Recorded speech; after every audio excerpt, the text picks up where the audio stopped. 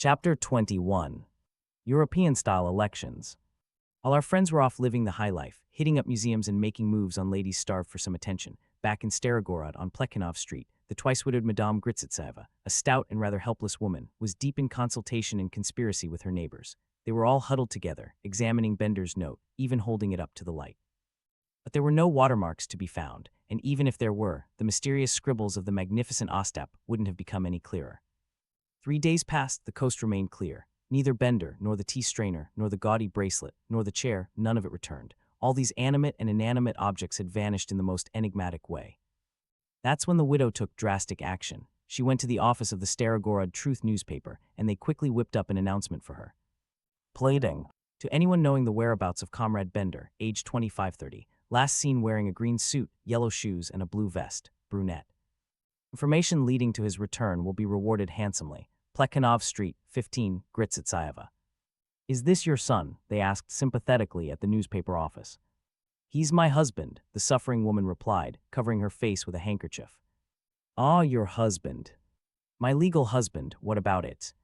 Oh, nothing. You should probably contact the police, though. The widow was frightened. She dreaded the police. Accompanied by the strange looks of the office workers, the widow left. The appeal echoed 3 times from the pages of the Starogorod Truth, but the great country remained silent. No one knew the whereabouts of the brunette in yellow shoes. No one came forward for the handsome reward. The neighbors gossiped. Widow's brow darkened more each day, and strangely enough, even though her husband had flashed by like a rocket, taking a good chair and the family tea strainer with him into the black sky, the widow still loved him. Who can understand the heart of a woman, especially a widow?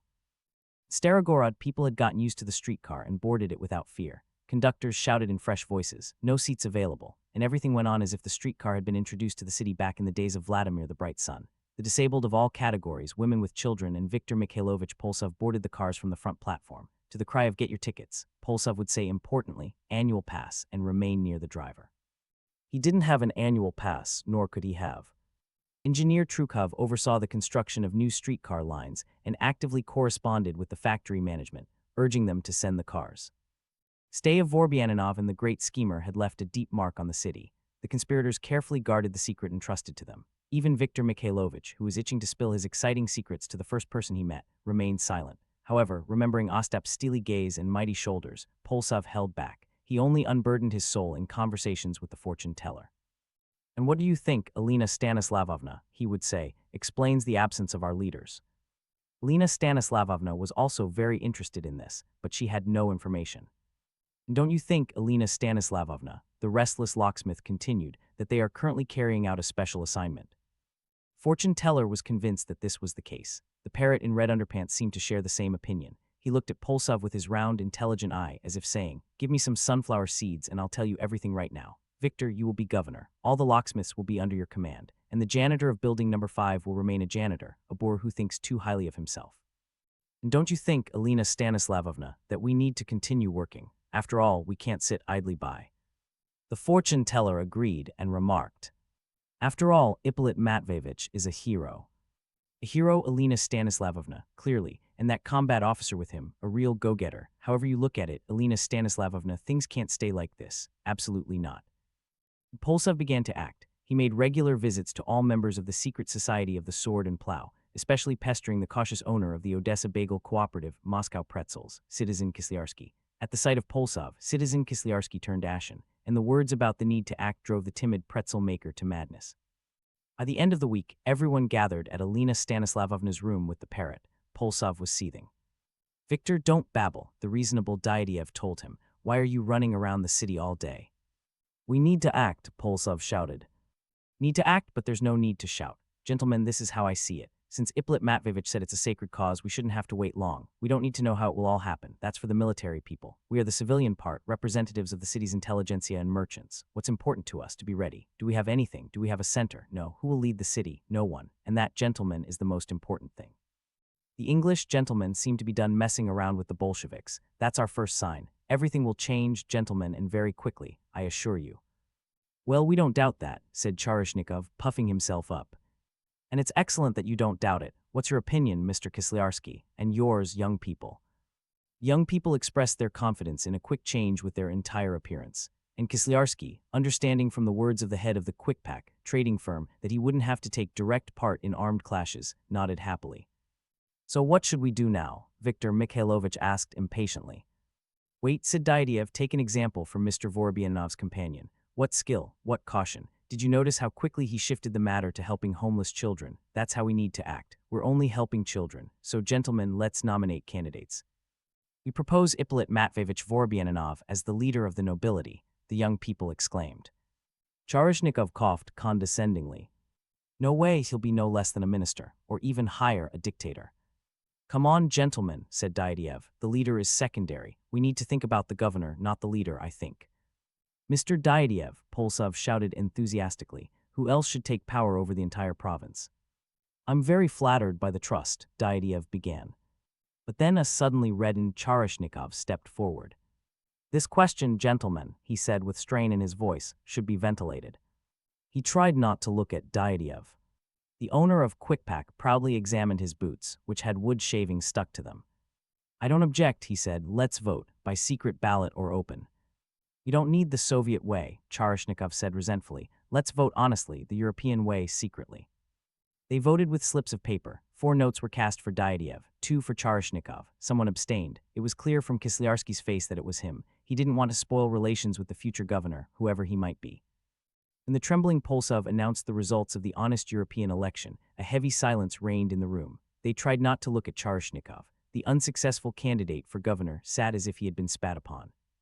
Lena Stanislavovna felt very sorry for him. She had voted for him. Charishnikov, experienced in electoral matters, had cast the other vote for himself. The kind Lena Stanislavovna immediately said, And I propose that we elect Monsieur Charishnikov as the mayor. Why, after all, said the magnanimous governor, not after all, but him and no one else. Mr. Charishnikov's public activities are well known to us. We ask, everyone shouted. So should we consider the election approved? The spat upon Charishnikov came to life and even protested.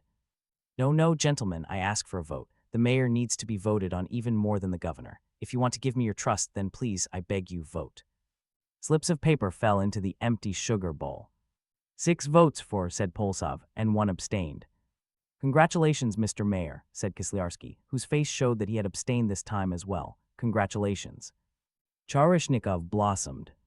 All that remains is to drink, Your Excellency, he said to Diaghilev. Run to the October, Polsov. Do you have money?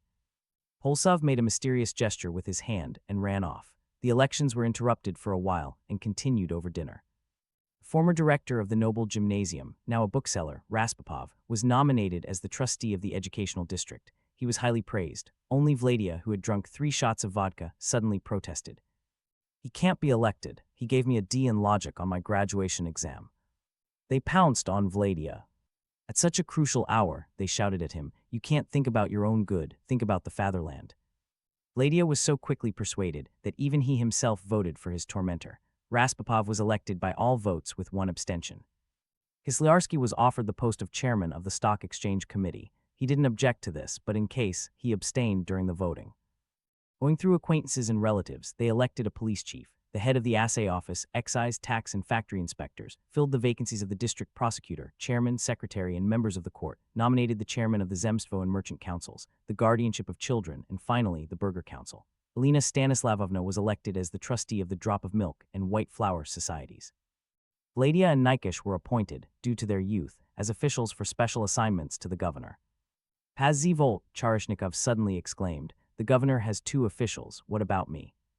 The mayor, the governor said softly, is not entitled to officials for special assignments according to the staff. Well then, a secretary. Diaghilev agreed. Elena Stanislavovna also perked up. You, she said timidly, I have one young man here, a very nice and well-mannered boy, the son of Madame Cherkasova, very, very nice, very capable. He's unemployed right now. He's on the labor exchange. He even has a ticket. They promised to get him a job in the union soon. Couldn't you take him on? His mother would be very grateful. Well, maybe we can, Charishnikov said graciously. What do you think, gentlemen? Okay, in general, I think it will work out. Well, Diaghilev remarked, it seems that in general terms, everything seems to be in order. What about me? A thin, agitated voice suddenly rang out. Everyone turned around. In the corner near the parrot stood a completely distraught Polsov. Tears were welling up on Viktor Mikhailovich's dark eyelids. Everyone felt very ashamed. The guests suddenly remembered that they were drinking Polsov's vodka and that he was one of the main organizers of the Starogorod branch of the Sword and Plow. Elena Stanislavovna grabbed her temples and cried out in fright. Viktor Mikhailovich, everyone groaned. Darling, sweetheart, aren't you ashamed? Why are you standing in the corner? Come here right now. Polsov approached. He was suffering. He hadn't expected such callousness from his comrades in the Sword and Plow. Elena Stanislavovna couldn't bear it. Gentlemen, she said, this is terrible. How could you forget our dear Viktor Mikhailovich? She rose and kissed the locksmith aristocrat on his soot-covered forehead. Surely, gentlemen, Viktor Mikhailovich can be a worthy trustee of the educational district or a police chief. Ah, Viktor Mikhailovich, the governor asked, do you want to be a trustee? Well, of course he will be a wonderful, humane trustee, the mayor supported, swallowing a mushroom and grimacing. What about Raspopov? Viktor Mikhailovich said resentfully. You've already appointed Raspopov. Yes, indeed, what to do with Raspopov? Make him a fire chief, maybe. A fire chief, Viktor Mikhailovich suddenly became agitated. Countless fire chariots, the gleam of lights, the sounds of trumpets, and the drum roll instantly appeared before him. Axes flashed, torches swayed, the earth opened up, and black dragons carried him to the fire at the city theater. A fire chief, I want to be a fire chief. Well, that's excellent. Congratulations, you're the fire chief. Have a drink, fire chief. To the prosperity of the fire brigade, the chairman of the stock exchange committee said ironically. Everyone pounced on Kisliarsky. You've always been a leftist, we know you. Gentlemen, how am I a leftist? We know. Leftist. All Jews are leftists. But honestly, gentlemen, I don't understand these jokes. Leftist, don't hide it. He sleeps at night and dreams of Milyukov. Cadets. The cadets sold Finland, Charishnikov suddenly muttered, took money from the Japanese, deceived the Armenians. Kisliarsky couldn't bear the stream of unfounded accusations. Pale, his eyes gleaming, the chairman of the stock exchange committee grabbed the back of a chair and said in a ringing voice, I have always been an Octoberist and will remain one. They began to sort out who sympathized with which party. First of all, gentlemen, said Charishnikov, democracy. Our city government must be democratic, but without the cadet scum. They messed us up enough in 1917. I hope, the governor inquired venomously, there are no so-called social democrats among us. There was no one to the left of the Octobrists, who were represented at the meeting by Kisliarsky. Charishnikov declared himself the center. The fire chief stood on the extreme right flank. He was so right-wing that he didn't even know which party he belonged to. They began to talk about war. Any day now, said Diadiev. There will be war, there will be. I advise you to stock up on something while it's not too late. You think so? Kisliarsky became alarmed. What do you think you'll be able to get anything during the war? Get the flour off the market right now. Silver coins will disappear as if through the earth. All sorts of paper will go around. Postage stamps that are legal tender and all that kind of stuff.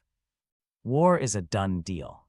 One prominent communist has already told me about it. He said that the Council of Labor and Defense has already decisively turned towards war. As you know, said Diadiev, I'm throwing all my free funds into buying essential items. What about your dealings with textiles? Textiles are one thing, but flour and sugar are another, so I advise you to do the same. I strongly advise you. Polsov smirked. How will the Bolsheviks fight? With what? The Sermuvo factories don't make tanks but junk. What will they fight with? Old rifles. And the Air Force. One prominent communist told me that they have, well, how many airplanes do you think? 200. 200, not 200, but 32. And France has 80,000 combat aircraft. Yeah, the Bolsheviks have ruined everything. They dispersed after midnight. The governor went to see the mayor home. Both walked exaggeratedly straight. Governor, Charishnikov said, what kind of governor are you if you're not a general?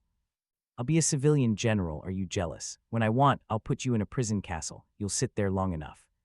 You can't put me in prison. I'm elected, entrusted with confidence. For one elected, they give two unelected. Poproшу not to be witty with me, Charishnikov suddenly shouted at the top of his lungs. What are you shouting for, you fool? The governor asked. Do you want to spend the night at the police station? I can't spend the night at the police station, the mayor replied. I'm a Soviet employee. Star shone, the night was magical. On 2nd Soviet Street, the governor's argument with the mayor continued.